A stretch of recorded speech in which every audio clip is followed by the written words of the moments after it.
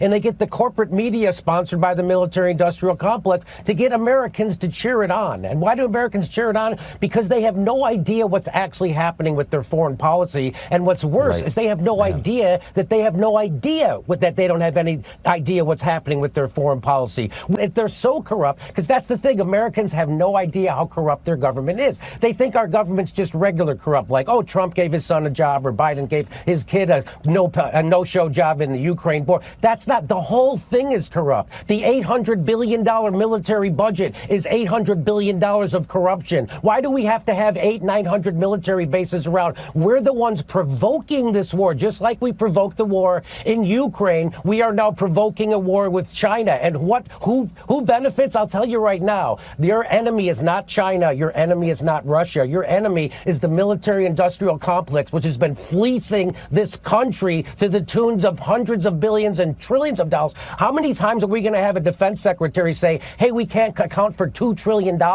in the Pentagon again?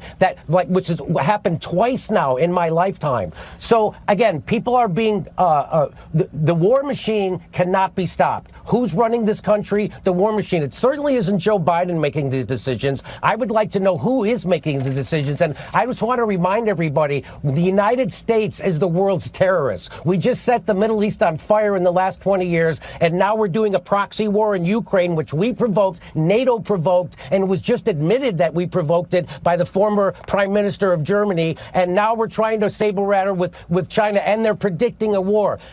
Again, China's not going to invade us. China's not our enemy. We might have an economic war. That's what these are. These are economic wars. These are wars in Ukraine. It's about liquefied natural gas and making sure Germany and Russia never come together, because we fear Russia's natural resources and manpower, and we fear them getting together with Germany with their technology and their capital. And so that's why we blew up the Nord Stream pipeline. That's why we're doing the Ukraine war. This is all about hegemony, imperialism, and economics. And if there's a Marine somewhere, it's there because they're about to steal some natural resources from another country. As everybody's screaming about what a bad guy Putin is for invading Ukraine, the United States is currently occupying a third of Syria. And which third is that? It's the third that has the oil. And how do I know we're there to steal their oil? Because the President of the United States said so.